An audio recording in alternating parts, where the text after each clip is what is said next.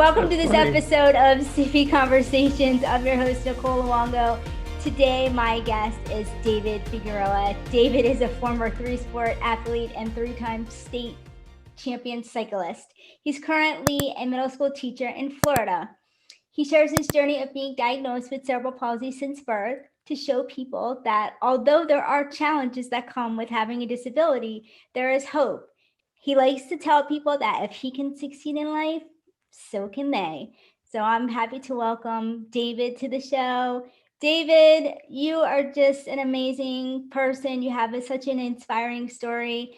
And I wanted to begin at the beginning. You were actually born in Puerto Rico. Your family moved to Florida when you were very young, and you were diagnosed with spastic hemiplegia. Can you tell us what that is? Well, as you know, cerebral palsy affects in different forms. In my situation, it impacted the right side of my body, which means that due to lack of oxygen when I was born, I guess it impacted the right side. So when I walk, I tend to drag my right foot, and my right arm is always tends to be lifted up, and that's caused by lack of oxygen uh, and when it comes to CP, you have to go with the flow. There is no you'll get completely normal or healed. That's just you. Your cerebral palsy is you. It's a part of us, right? And you basically only have the use of one arm. So how did that affect you? I know you went to the University of Central Florida, and you actually have a lot of experience dealing with a disability in public. Can you give us an example of that? In public, I'm actually, as we mentioned earlier, I'm a middle school teacher, so I work a lot with kids. I deal with parents and just staff alike. And every day, you learn something different, not only about yourself, but about the public, or by the crowd around you, how they react towards you, the Mm-hmm. questions that they have, the amount of education they have towards just disabilities in general. And one of my main goals has always been to educate the general public, as far as we may have a disability, but a lot of the things we do are just normal everyday things that we do in our lives. And that's one thing that I want to try to put to make people aware of, that we're just normal human beings.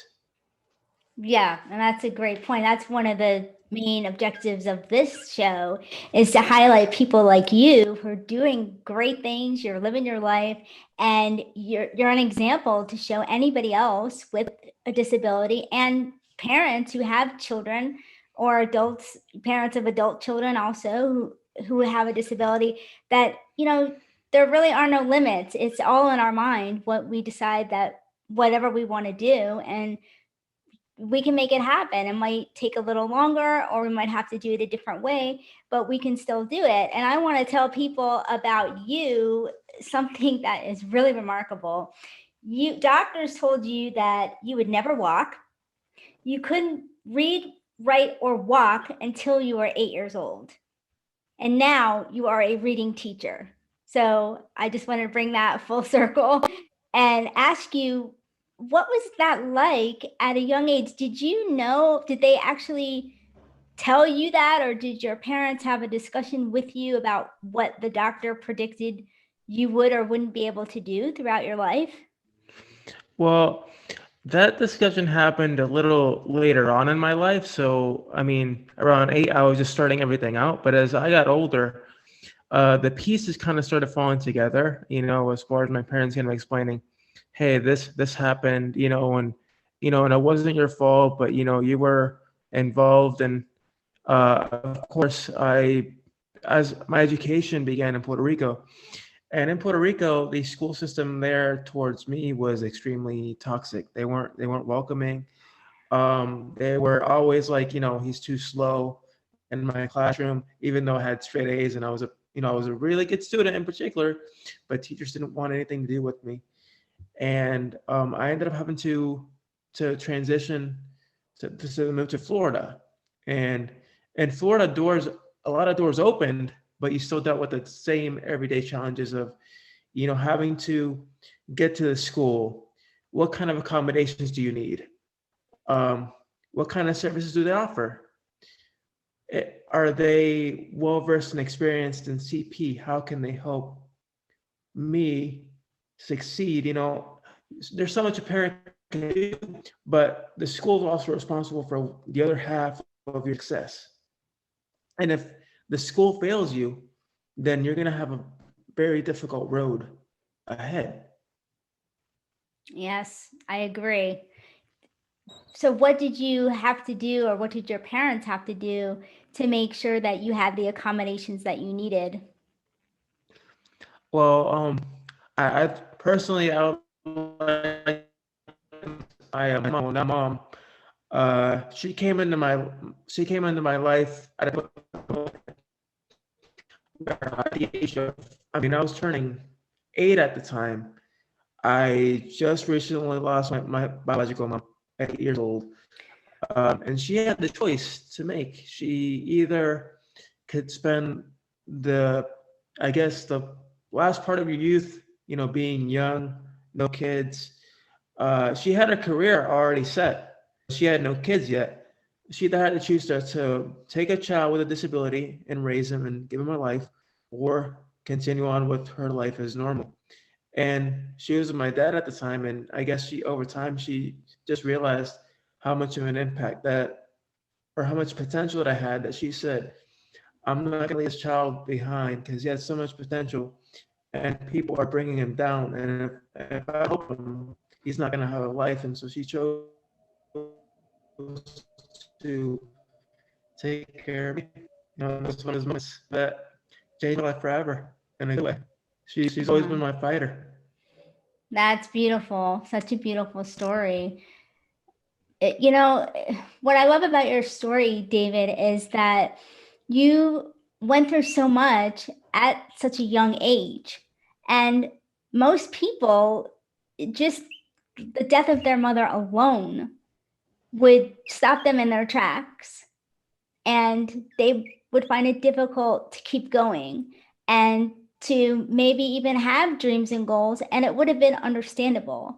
But what I'd like to know from you is, how did you continue on and do all the things that you're doing now? Well, fortunately, I had a great support system. I had my mom, now my dad, my family.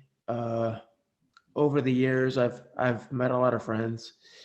They've been supportive, and just the fact that early on in life, it was very rough having to bounce from place to place. But then as time progressed, things got better, and I'm fortunate enough to have that support system, that positive support system that was always pushing me to move forward, and just positivity all the time, positivity, and to keep on fighting, keep on moving forward. And I got a lot of those traits from my parents. You have to keep moving forward. You can't give up. You can't let your disability is a part of you, but you can't let it define who you are. Let your actions define who you are. Let your voice define who you are. Let people hear you for who you are. Yeah, exactly. I love that. I really do. What was your biggest challenge then when you got into the school system as a student, when you came to Florida? And I assume that that's why you came to Florida, so that you would have a better chance. Your parents wanted you to have a better chance within the educational system, since in Puerto Rico, unfortunately, nobody saw you for who you are and what you were able to do. So how do you feel about that when you came to, the States and to Florida? Was there a transition time for you? And how old were you when you eventually came here? I was 8 years old, so in 2000, I So had just right recently, when, okay, so right yeah. when everything happened with the death of your mother, then your family made the decision to, to move to Florida. So Wow, that's a lot to go through all at one time. When you finally came here, were there challenges for you at school? You know, you were talking about accessibility. Did you have to have a certain education plan to help you? Were there accommodations that you needed, and how did that all work? Uh, yes, I had an IEP. Uh, at first, they were a little skeptical as far as how far I could make it, but in no sense of the word were they turning me back or you know not they they believed in me. They saw potential, but there was still skepticism behind that. There was still questioning. Despite all the challenges that he went through, can he handle being in a regular classroom? Can he handle being mainstreamed? Hmm.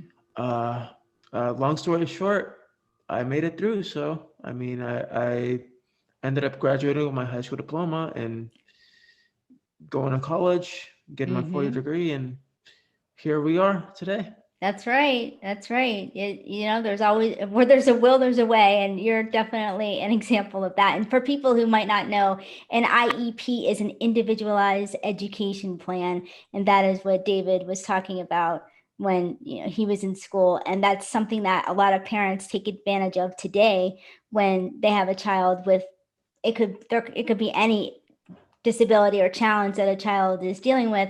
They That's something that they are entitled to have for their child. And to go back a little further. When I was 8 years old, I had gotten just, I think it was recently operated.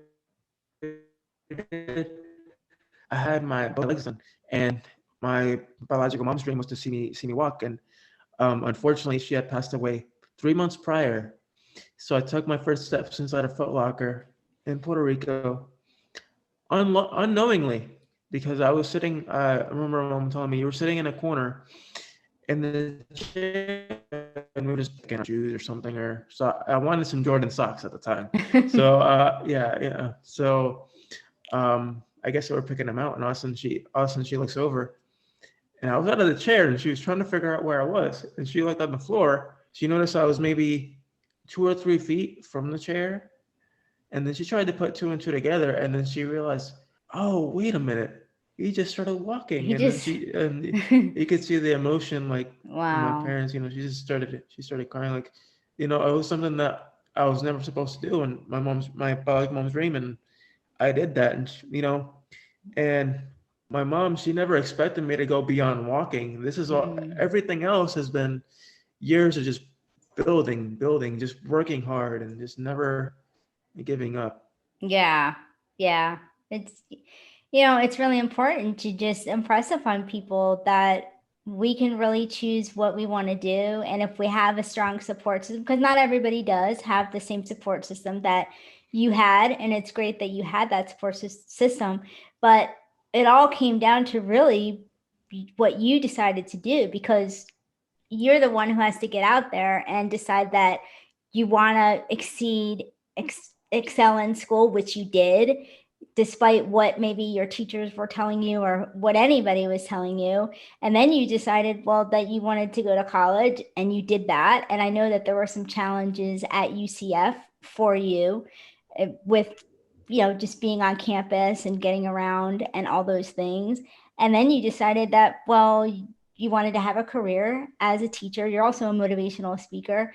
And then you got into fitness, which is what I would like to talk to you about now, because when I learned about your story and we were talking, you told me that basically, for the first 15 years of your life, you weren't very active. You didn't really work out or do anything, Yeah. but it was because of your doctor who said to you, hey, look, you really have to change your lifestyle, because with CP, your body's going to start deteriorating. And if you don't take care of it, you might not like what happens, basically. Exactly. The thing with CP and fitness is that, as you know, when you're sedentary and you have cerebral palsy, your body's going to deteriorate at a much faster rate. However, if you incorporate fitness into your workouts and a great diet, your chances of longevity as far as being able to move, being able to do things normally, drastically increases. And it lowers the rate of your body breaking down. Because I mean, eventually, our bodies will break down. That's a given. But if you stay fit and healthy, it'll slow down the as they say, the aging process. You're exactly right, because my neurosurgeon, Dr. Park, who performed my selective dorsal rhizotomy, he actually has written about something called the early aging phenomenon with respect to people with cerebral palsy. And nobody really talks to us about that. They just say, oh, they told my parents that I have cerebral palsy and then it would never get worse. And that's not really, I mean, that's, now talking to people like you who have CP, we all share similar experiences that as we get older, I mean, things start to happen, because if you think about it, David, whatever type of CP we have, there's still an enormous amount of stress being put on our bodies, just because most of us, if we do have some form of spasticity, different levels, that puts that really wreaks havoc on your body. And we have to overcompensate for things and all that kind of stuff. So the fact that you understood that at an early age, because come on now, let's face it, if a 15-year-old goes to the doctor and the doctor says, hey man, you got to start exercising, you work with young kids, they're probably going to look at you. If you said, hey, you really should do something, they'd be like, yeah, okay, Mr. Figueroa, like, have a nice day. But you actually took your doctor's advice. What made you say, maybe I should try something and start working out? I mean, it was just a doctor. I mean, it was, my parents, they wanted what's best for me. And, and I did it not only for them, but sometimes you have to think about yourself. Do things for yourself, uh, especially taking care of your body. CP, you have to sometimes you have to you have to be or take things into a more realistic approach. You have to be honest with yourself. You know, you have to tell yourself, hey, your body's not going to be the same forever. However, you have the ability to change that outcome, to stop the issues from happening, the aging from happening quicker. So either you yourself shape up and make those changes, or these things will happen. Just like with my students in the classroom, you don't do your classwork or your homework, there's consequences. Mm-hmm. So Yeah. it's like with at CP, CP isn't the end of the world. It's just something that you have to adapt to, and it's a part of you. And you can't let the aging process stop you from living a full, healthy life. Yeah, I agree. So what types of exercises do you like to do? I do a lot of resistance band training. Um, I do push-ups every once in a while. I do sit-ups. I do sit-ups very differently. So I like to lay like on the mat and just Okay. lift my knees up all the way and just hold on to them for a couple seconds. Mm-hmm. I do the shoulder press. So don't discredit if you go to the gym. Don't discredit your machines. Your machines are there to guide you. Mm-hmm. Yeah. People say it's bogus that the machines don't do things for you, but if you have a disability, it benefits you more than someone who's completely able-bodied. I mean, I understand that when you're able-bodied, you can do so much more, but when it comes to ourselves, machines are our best friend. So take advantage of them. Whatever works for people. I mean, I haven't worked out in a while now, but normally I'm pretty consistent. I work out at home. I actually love working out, and I always tell people, do whatever you can do. That's the thing. A lot of times people, everybody sometimes, you just compare, and you know what they say about comparison is the thief of joy. So, every case of CP is different. Every person is different. And somebody might not be able to do something that they see somebody else doing, but that's okay. Just find another way. You do sit-ups the way sit-ups work for you, and you're still able to do them. And that's the point. Exactly, and I also do push-ups, Push-ups.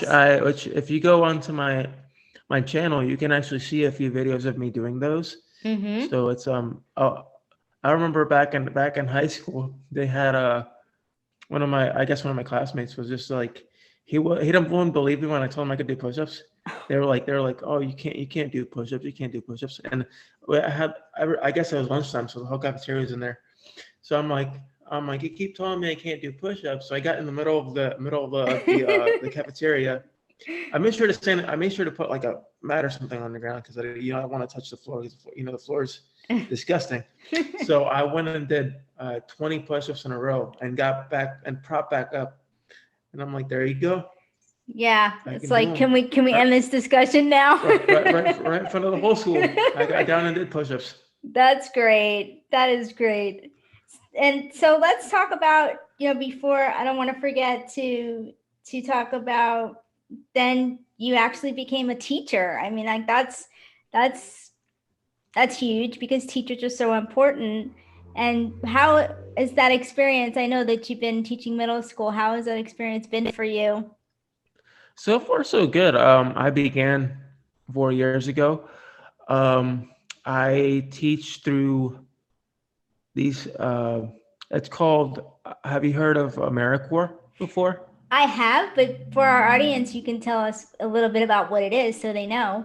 So AmeriCorps is basically a local, national, and state-funded program. They help with a variety of different of they branch out into different organizations. You could be going into disaster relief.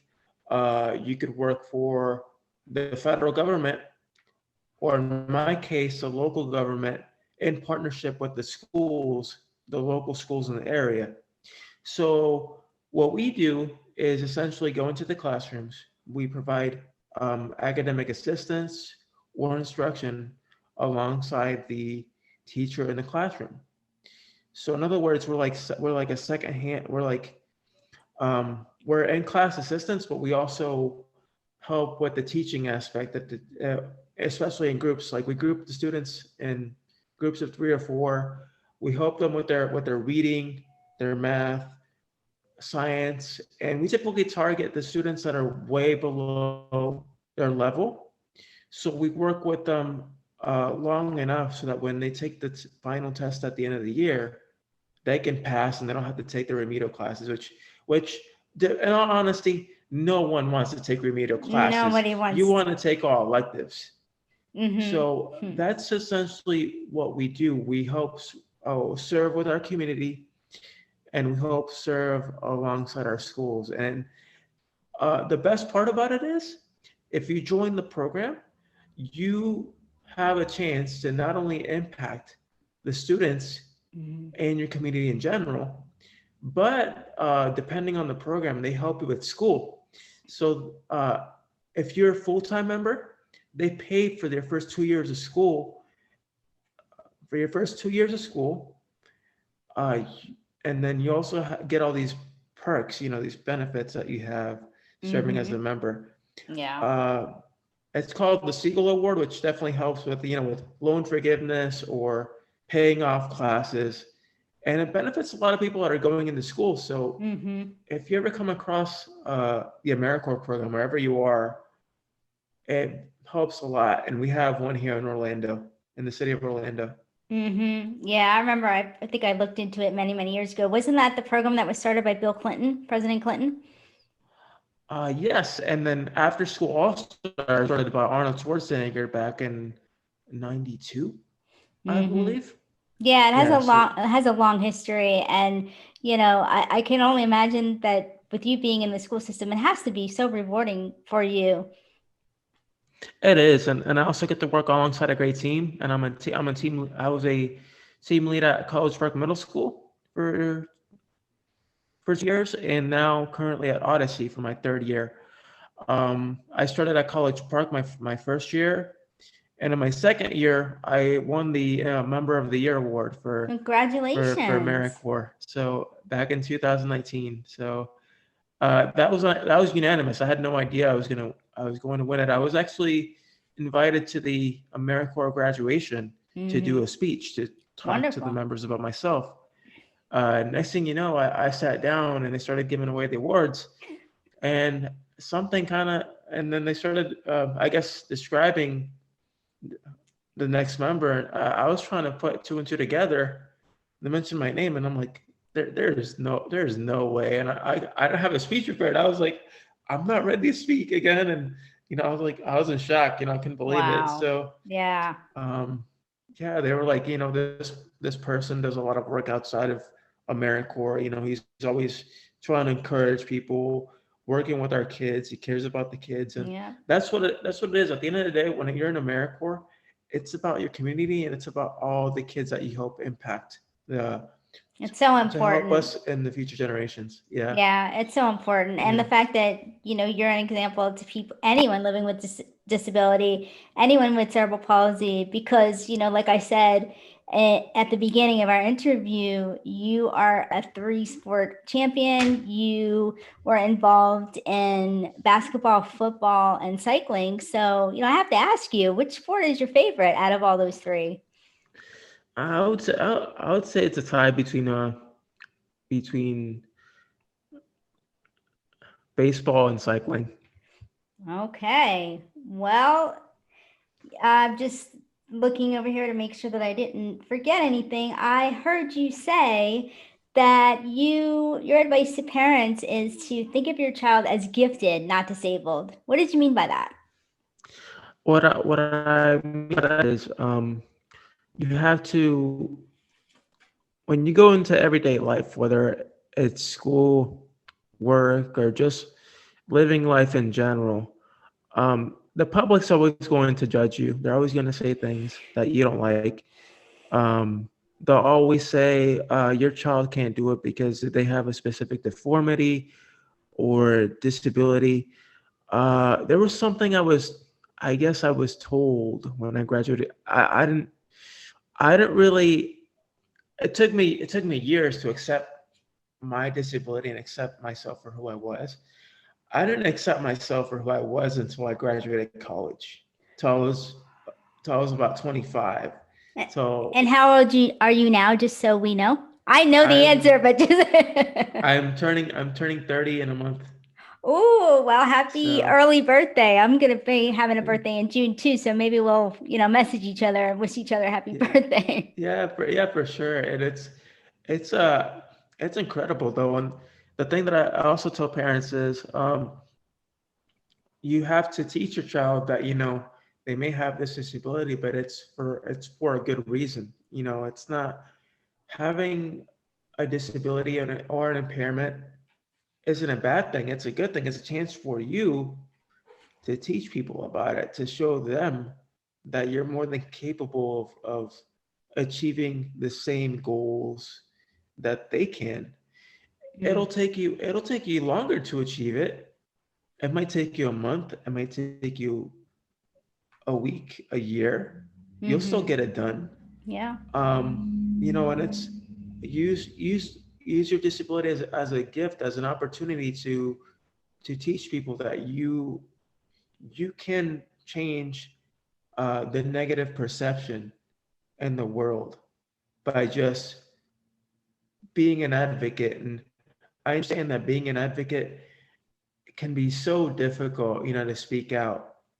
But once you start, and once you see people kind of saying like, wait a minute, I've been sitting here for years just saying all these negative things and these judgmental thoughts, yet I haven't had the opportunity to sit down and listen to this person speak about their experiences. And when you have the opportunity to do that, that's when the real impact kicks in. When everyone else sees what you've gone through and you've had such an impact, such a positive impact in others' lives, then they want to do the same thing. Mm-hmm. It's a ripple effect, isn't it? It is. Yeah, and I was wondering before we go, why do you think it took you so long to accept your disability? It took me so long because I dealt with a lot of I guess not so much negativity, but I felt like people weren't truly accepting of me yet because I wasn't really speaking out. So they always had assumed that my disability is more of like uh in today's day and age in society, we're dealing with this notion that you have a physical disability, but it should automatically impact you mentally. However, that's not the case for everyone. That's an interesting point. You're right. Mm-hmm. Everyone is different. Now, I've had people spoken to me slow. They'll speak to me like I'm a little 5-year old, Oh, yeah. and I could be I'm a full-fledged adult, and yet Mm-hmm. people try to give me things for free out of pity, and I'm like, Oh, no, don't give me, I don't need your. I mean, I understand that you want to be nice and you want to give me something, but no, I don't want you to give me something because you feel bad for me, yeah. and that's one thing that So you're trying kind to of change you're trying to change the narrative by all the work that you do. exactly, and that's what we should all do together is change that narrative because we should, like, as my mom always says, she would always tell me when I would always be really upset and sad about myself. She'd always tell me, my pity box is broken. I don't want to hear your excuses, Oh, you okay. know? She didn't play. She did not No, play. no, and No. and when I step into the classroom, I step in there with that same mentality to my students, and people assume that it's a little harsh and it's hard, but a little tough love won't hurt anybody. Right. No, it certainly won't. And it served you very well. So, do you still work out now? I know you're a busy guy. I still do. You still do. I try to do 5, 6 days a week. Well, wow, that's yeah, that's a lot. I mean, especially I know your schedule. I know you're busy, so it would be understandable if you had to, take a few more rest days. But you are a young man who's out there and you're doing things and you're helping the kids. You are being a voice for other people because what I like to say is, look, people see you doing something, they see me doing something, they see other advocates doing something, they can do it too. It's not rocket science. That's really what it comes down to. And Exactly. you are an example of that because there's been many times in your life where you wanted to do something and you had to go around challenges, you had to go under challenges, you had to do whatever you had to do to be successful, and you did it. And now you can always say that for the rest of your life that you accomplished all these things, you're going to accomplish more things, and I can't wait to see what's next for you. Let everybody know what's the platform that you use the most so that they can follow you and we can put it in the show notes. The platform that I usually use the most is I like to post on my YouTube channel frequently. So you can find my YouTube channel We'll put at it in there. We'll put it in there and then okay, okay, in the show yeah. notes. We'll put it in there so we won't do all the fuss. I mean, because I know how it is. Sometimes you're like, wait a minute, what's my channel? Like, what's the whole thing, and to make sure that people get to the right place. But you'll give me what you want to include. But I know that you are active on Instagram as I well. am. I know you and I sometimes we communicate there. So yeah, I just want to say thanks for joining us today, and it was a pleasure learning more about you. And I can't wait to see, like I said, what's next for you and the next thing that you choose to achieve and choose to do. It should be pretty exciting. Thank you for having me. It was a pleasure.